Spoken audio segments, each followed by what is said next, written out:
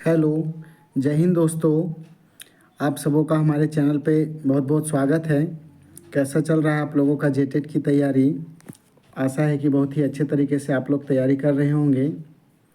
चलिए, तो आज हम लोग देखते हैं बाल विकास की अवस्थाएं। इससे पहले मैं आप लोगों को एक क्लास और बाल विकास जो है करवाया हूँ, जिसका लिंक मैं डिस्क्रिप्शन में दे दिया हूँ। आप लोग उसको देख लें तो बहुत ही अच्छा रहेगा उसे समझने में। तो आज ही हमारा जो है वह दूसरा क्लास है और मैं कोशिश करूँगा कि आप लोगों को इसका जो भी सिलेबस है उसे पूरा करवा दूँ। तो चलिए देखते हैं हम लोग बाल विकास की अवस्थाएं। इस अवस्थाएं को आज हम लोग देखेंगे। इसकी 4 अवस्थाएं हैं, कौन कौन सी अवस्थाएं हैं और उन अवस्थाओं में कौन कौन सी गतिविधियां होती हैं। तो देखिए, बाल विकास की अवस्थाएं। मनोवैज्ञानिकों ने अपनी सुविधा अनुसार विकास को विभिन्न अवस्थाओं में बताकर उनमें होने वाले परिवर्तनों और विशेषताओं को पहचान कर या स्पष्ट कर दिया कि बालक का विकास एक अवस्था से दूसरी अवस्था में अचानक नहीं होता है। अचानक नहीं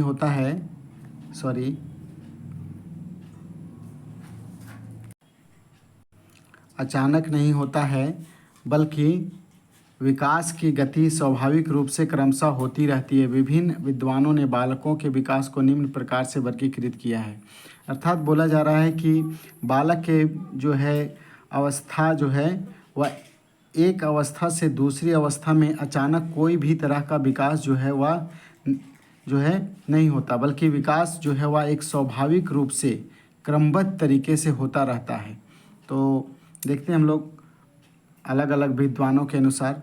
तो यह जो है वह आपका कॉल के अनुसार जो है विकास की अवस्थाएं। तो कॉल के अनुसार विकास की अवस्थाएं को बताया गया है। तो देखिए इसकी अवस्थाएं कौन कौन सी हैं। तो ये है अवस्थाएं, और ये बालक और ये बालिकाएं। अर्थात इसमें जो है वह नीचे दिया गया है कि कौन कौन सी अवस्थाएं हैं। इसमें बालक और बालिकाएं का उम्र जो है वह मेनली दिया गया है। तो देखिए बालक और बालिकाओं में क्या क्या अंतर हैं, तो समझते हैं हम लोग। शैशवावस्था, बालक में जन्म से 2 वर्ष तक होता है। बालिकाओं में भी एज इट इज होता है। ये है आपका पहला शैशव अवस्था। उसके बाद है बाल्य अवस्था। तो बाल्य अवस्था को जो है वो आप देखेंगे कि 3 कैटेगरी में बांटा गया बाल्य अवस्था को। प्रारंभिक बाल्य अवस्था, मध्य बाल्य अवस्था, पूर्व किशोरा अवस्था या उत्तर बाल्य अवस्था। तो प्रारंभिक बाल्य अवस्था जो है वह 2 से 5 वर्ष तक होता है। बालिकाएं में भी एज इट इज रहता है। मध्य बाल्य अवस्था 6 से 12 वर्ष तक रहता है और बालिकाओं में यह 6 वर्ष से 10 वर्ष तक चलता है। पूर्व किशोरा अवस्था मतलब किशोरा अवस्था से पूर्व यह 13 से 14 वर्ष तक बालक में और बालिकाओं में 11 से 12 वर्ष तक। इसमें से हम लोग देखें कि फर्स्ट में था आपका शैशवावस्था, दूसरा में बाल्य अवस्था। बाल्य अवस्था को 3 सब डिवीजन में डिवाइड किया गया था है। उसके बाद है किशोरा अवस्था। किशोरा अवस्था को हम लोग देखते हैं। पूर्व किशोरावस्था या उत्तर बाल्यावस्था, प्रारंभिक किशोरावस्था, मध्य किशोरावस्था, उत्तर किशोरावस्था। तो ये जो है वह इसके अलग अलग हैं, भाग हैं किशोरावस्था के। इसके अलग अलग पार्ट्स को जो है वह दिया गया है। पूर्व किशोरावस्था 13 से 14 वर्ष तक, बालिकाओं में 11 से 12 वर्ष और 15 से 16 वर्ष तक बालकों में प्रारंभिक किशोरावस्था और लड़कियों में बालिकाओं में 12 से 14 वर्ष तक। मध्य किशोरावस्था या 17 से 18 वर्ष तक और लड़कियों में 15 से 17 वर्ष तक। उत्तर किशोरावस्था या 19 से 20 वर्ष और लड़कियों में 18 से 20 वर्ष तक चलता है। अब है हमारा प्रौढ़ावस्था।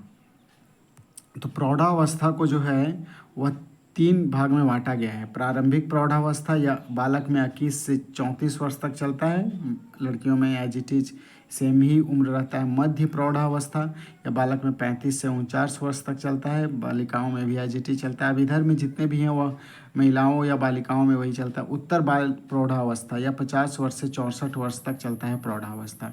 इसके बाद है आपका वृद्धावस्था। इसको 2 कैटेगरी में बांटा गया, प्रारंभिक वृद्धावस्था और वृद्धावस्था 65 से 75 वर्ष तक और 75 वर्ष से आगे। तो इस तरह से जो है वह कौन कौन सी अवस्थाएं हुई। फर्स्ट में था हमारा शैशव अवस्था, उसके बाद था हमारा बाल्य अवस्था, उसके बाद है हमारा किशोरावस्था,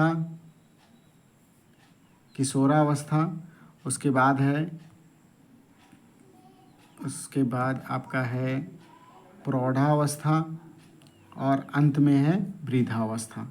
ये अवस्थाएं जो हैं इसे कैटेगरीवाइज किया गया है। इसमें आप लोगों को उम्र जो है वह कितना कितना उम्र होता है इसे आप याद रखिए अच्छा से। बाकी अगर और अच्छे से इसे शॉर्ट में समझना चाहते हैं तो देखिए उसे शॉर्ट में ही बताया गया है।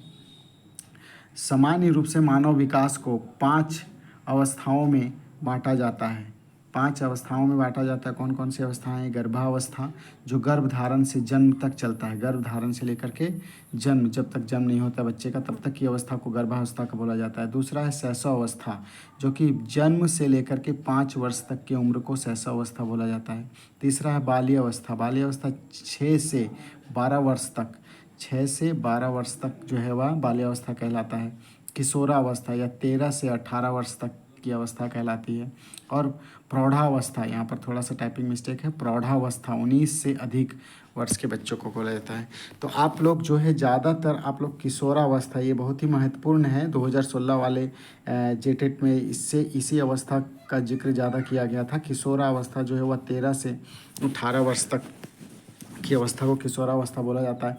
इसमें से किसी में भी पूछ लिया जा सकता है कि शैशव अवस्था कब से कब तक होता है, बाल्यावस्था, किशोरावस्था, तो इस उम्र को आप याद रखें, अच्छा रहेगा। अब हम लोग देखते हैं, तो हम लोग देखें कि इतनी अवस्थाएं हैं। अब हम लोग 1 बाय 1 थोड़ा इसकी क्या क्या किस किस अवस्थाएं में क्या क्या गतिविधि होती है उसे हम लोग अच्छे से समझते हैं। तो फर्स्ट में हमारा गर्भावस्था की विशेषताएं। इस अवस्था में सामान्य अवधि 9 महीने 10 दिन की होती है। इसमें समय कितना होता है? 9 महीने और 10 दिन की होती है।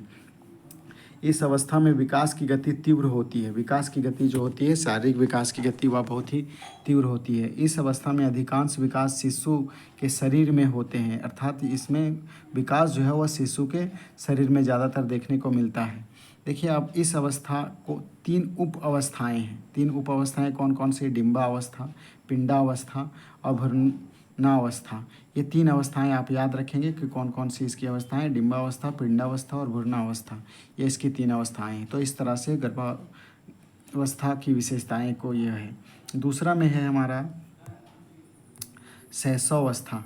इसे हम लोग समझते हैं शैशवावस्था क्या होता है। शैशवावस्था बालक निर्माण काल कहा जाता है, अर्थात ये क्वेश्चन आपका बन सकता है, बालक का निर्माण काल किस अवस्था को कहा जाता है।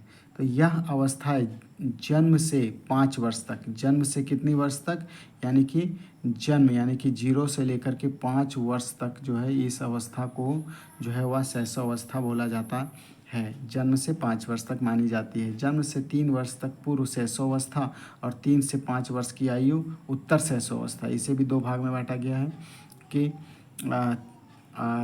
शैशवावस्था और उत्तर शैशवावस्था, या पूर्व बाल्यावस्था कहलाता है।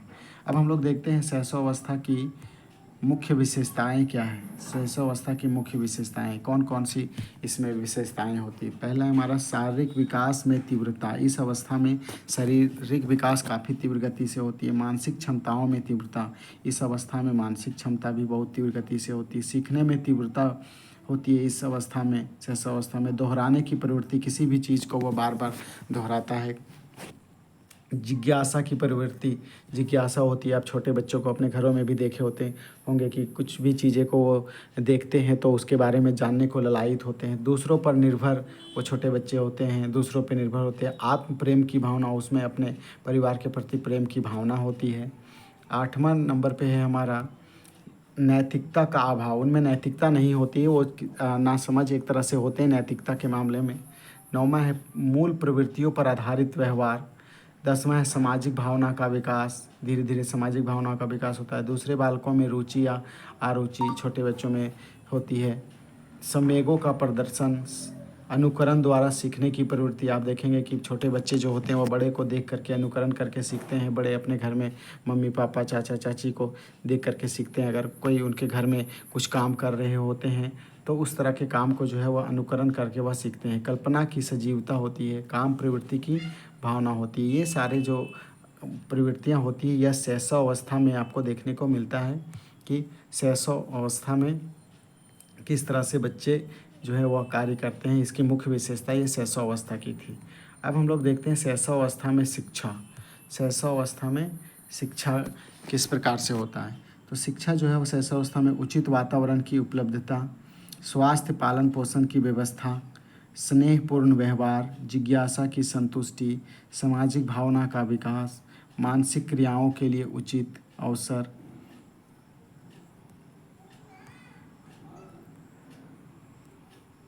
वन सेकेंड, वार्तालाप के अवसर, आत्म प्रदर्शन के अवसर, अच्छी आदतों का निर्माण, व्यक्तित्व विभेद प्रकार का ध्यान, क्रियाओं द्वारा सीखने की आदत का निर्माण, चित्रों व कहानियों द्वारा शिक्षा। तो इस तरह से ये शैशव अवस्था में शिक्षा इन्हें इस तरह से दिया जा सकता है। चित्रों व कहानियों द्वारा शिक्षा, खेल कूद खेल द्वारा शिक्षा, मूल प्रवृत्तियों का को प्रोत्साहन। इस प्रकार इनमें जो है वह शिक्षा को विकास किया जाता है। तो हम लोग अभी तक जो है वह 2 अवस्थाएं के बारे में हम लोग जाने। कौन कौन सी वो 2 अवस्थाएं थी। तो देखिए वो 2 अवस्थाएं मैं फिर से एक बार आपको याद दिला देता हूँ। गर्भावस्था की विशेषताएं और शैशवावस्था, ये दोनों के बारे में हम लोग जाने। अब हम लोग देखते हैं तीसरी अवस्थाएं क्या होती है। बाल्य अवस्था। इस अवस्था को व्यक्तित्व निर्माण की अवस्था बोला जाता है। व्यक्तित्व निर्माण, इसे याद रख लेंगे, व्यक्तित्व निर्माण की अवस्था इसे बोला जाता है, क्योंकि इस अवस्था में बालकों में विभिन्न आदतों, व्यवहार, रुचि, इच्छा आदि के प्रतिरूपों का निर्माण होता है। इस अवस्था को शिक्षा शास्त्री प्रारंभिक विद्यालय की आयु तथा कुछ अन्य विद्वानों के द्वारा इसे स्फूर्ति अवस्था और गंदी अवस्था, यहाँ पर थोड़ी सी टाइपिंग मिस्टेक हुई है, यहाँ पर जो है वह गंदी, चूँकि बच्चे जो है वह बाल्य अवस्था में थोड़ी धूल मिट्टी में खेलते हैं, इसीलिए इसे जो है वह स्फूर्ति की बहुत ज़्यादा इस अवस्था में जो है वह आपको देखने को मिलता है। स्फूर्ति और जो है इस अवस्था में ये चीज़ें देखने को मिलती है। स्फूर्ति और गंदी अवस्था यानी धूल मिट्टी के कारण से जो है वह ये चीज़ें जो है वह देखने को मिलती है। अब हम लोग देखते हैं बाल्य अवस्था की क्या क्या विशेषताएं हैं। बाल्य अवस्था की मुख्य विशेषताएं, शारीरिक तथा मानसिक विकास में स्थिरता। शारीरिक और मानसिक विकास स्थिर होता है। मानसिक योग्यताओं में वृद्धि होती है। जिज्ञासा की प्रबलता होती है, जानने का। रचनात्मक कार्यों में रुचि होती है, कोई भी चीज़ें को बनाने वगैरह में। वास्तविक जगत से संबंध उनका बना हुआ रहता है। आत्मनिर्भरता की भावना, अपने आप में जो है वो आत्मनिर्भरता की भावना उनमें आने लग जाती है। 7वें नंबर पर सामाजिक तथा नैतिक गुणों का विकास होने लग जाता है। इस अवस्था में सामूहिक प्रवृत्ति की प्रबलता आने लग जाती है। समूह में वह रहने लग जाते हैं अपने दोस्तों वगैरह के साथ। बहिर्मुखी व्यक्तित्व का विकास होने लग जाता है। रुचियाँ उनकी परिवर्तित होने लग जाती है, अधिक रुचि होने लग जाती है। काम प्रवृत्ति की न्यूनतम, काम करने का जो है वो प्रवृत्ति आने लग जाता है। संग्रह करने की प्रवृत्ति लग जाती है। निरुद्देश्य भ्रमण की प्रवृत्ति, इधर उधर घूमने की इच्छा वे लोगों में होने लग जाती है। तो इस तरह से जो है वो बाल्य अवस्था में ये सारे जो हैं वह रुचियाँ आने लग जाती है। शारीरिक तथा मानसिक विकास में स्थिरता। अब हम लोग देखते हैं बाल्य अवस्था में शिक्षा का स्वरूप, किस प्रकार से बाल्य अवस्था में शिक्षा का स्वरूप होता है। बाल्य अवस्था में शिक्षा का स्वरूप, शारीरिक विकास पर बल, बाल मनोविज्ञान पर आधारित शिक्षाएं, भाषा के ज्ञान पर बल, खेल तथा क्रिया द्वारा शिक्षा, उपयुक्त विषयों का चुनाव, रोचक पाठ्यक्रम, इन माध्यमों के द्वारा उनमें जो है वह शिक्षा का स्वरूप को बढ़ाया जा सकता है। उसके बाद है 7वां नंबर पर जिज्ञासा की प्रवृत्ति, 8वां नैतिक शिक्षा, 9वां सामाजिक गुण का विकास, 10वां संचय प्रवृत्ति को प्रोत्साहन, 10वां सामूहिक प्रवृत्ति की तुष्टि, 12वां मानसिक विकास पर बल, 13वां पर्यटन व स्काउटिंग की व्यवस्था और अंतिम में है आपका 14 नंबर पे संवेग के प्रदर्शन के अवसर, पाठ्यक्रम सहगामी क्रियाओं की व्यवस्था। तो इस प्रकार उनमें जो है इन सारी गतिविधियों के माध्यम से जो है उनके शिक्षा का स्वरूप को बढ़ाया जा सकता है और उनकी रुचि को बढ़ाया जा सकता है। अब हम लोग देखते हैं 4 अवस्थाएं में चौथी अवस्थाएं जो है वह है आपका किशोरावस्था। किशोरावस्था को हम लोग समझते हैं। तो किशोरावस्था को बाल्य अवस्था तथा प्रौढ़ावस्था के मध्य का संधि काल कहा जाता है। यानी कि बाल्य अवस्था और प्रौढ़ावस्था ये दोनों के बीच को संधि यानी कि ये दोनों को जोड़ता है किशोरावस्था। किशोरावस्था को अंग्रेजी में अडोलसेंस कहते हैं। यह अडोलसेंस शब्द लैटिन शब्द अडोलसेंस से बना है, जिसका अर्थ परिपक्वता की ओर बढ़ना होता है। यानी कि अब वह परिपक्व होने वाले होते हैं। देखिए अलग अलग वैज्ञानिकों के द्वारा क्या क्या कहा गया है। क्रो एंड क्रो ऐसे जो है वह क्वेश्चन को बनाया जा सकता है कि यह किसके अनुसार बोला गया है। तो क्रो एंड क्रो के अनुसार किशोर ही वर्तमान की शक्ति और भावी आशा को प्रस्तुत करता है। स्टेनले हॉल के अनुसार किशोरावस्था में बड़े संघर्ष, तनाव, तूफान तथा विरोध की अवस्था होती है। इस कीवर्ड को याद रखेंगे, तूफान और विरोध, है ना। इस कीवर्ड को याद रखेंगे। इसके माध्यम से आप स्टेनले हॉल के अनुसार इसके कथनों को याद कर सकते हैं। किशोरावस्था में विकास के सिद्धांत, किस तरह से विकास होता है। किशोरावस्था के संबंध में 2 सिद्धांत, कौन कौन से 2 सिद्धांत जो हैं वह निम्नलिखित दिए गए हैं। तो हम लोग दोनों सिद्धांत को समझते हैं। देखिए पहला जो है आकस्मिक विकास का सिद्धांत। आकस्मिक इस सिद्धांत के समर्थन स्टेनले हॉल, है ना, स्टेनले हॉल जो है 1904 में प्रकाशित अपनी पुस्तक एडोलसेंस में लिखा है। इस तरह से प्रश्न आपका बनेगा कि इनकी पुस्तक का नाम एडोलसेंस है। इसमें लिखा गया है कि किशोरों में जो शारीरिक, मानसिक और संवेगात्मक परिवर्तन होते हैं वह आकस्मिक, थोड़ा सा यहाँ टाइपिंग मिस्टेक है, आकस्मिक मतलब अचानक से, क्या क्या शारीरिक, मानसिक, संवेगात्मक, यानी कि शारीरिक, मानसिक और संवेगात्मक परिवर्तन जो होते हैं वह आकस्मिक मतलब अचानक से ये सारे परिवर्तन होते हैं।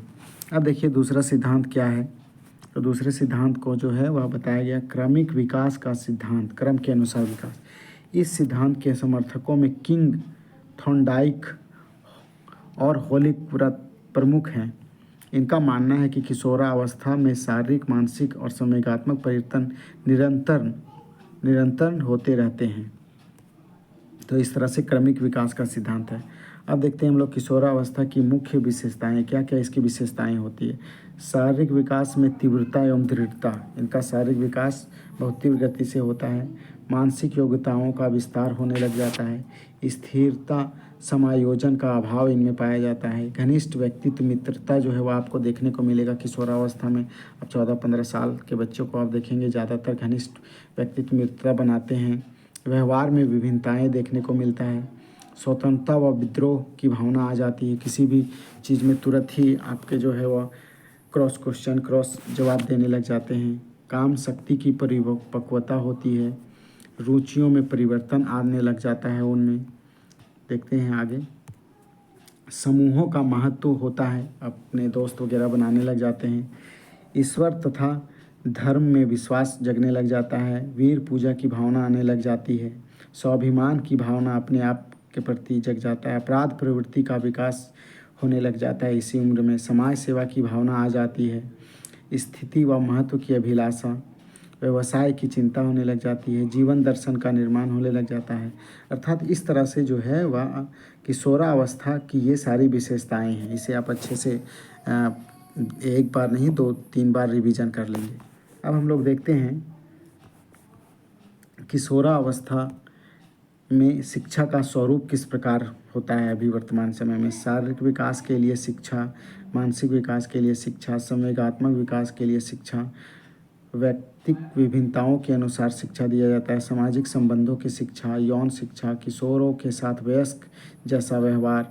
तो इस तरह से ये सारी शिक्षाएं का स्वरूप इसके प्रति होना चाहिए। आगे है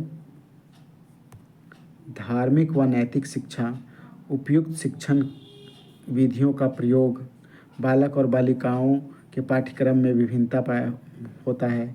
किशोर को व्यक्तिगत और व्यवसाय निर्देशन और परामर्श, तो इस तरह से जो है वह इनमें शिक्षा का स्वरूप पाया जाता है। तो इस तरह से आज हम लोग जो है वह देखें कि देखते हैं, एक बार और रिवीजन कर लीजिए। बाल विकास की अवस्थाएं को हम लोगों ने देखा, तो मुख्यतः जो है वह बाल विकास की 4 अवस्थाएं, गर्भावस्था, शैशवावस्था, शैशवावस्था, बाल्यावस्था, किशोरावस्था, इनकी सारी विशेषताओं को हम लोगों ने देखा, पढ़ा और समझा। आप हमारे चैनल पे अंत तक बने रहें, इसके लिए आपका बहुत बहुत धन्यवाद।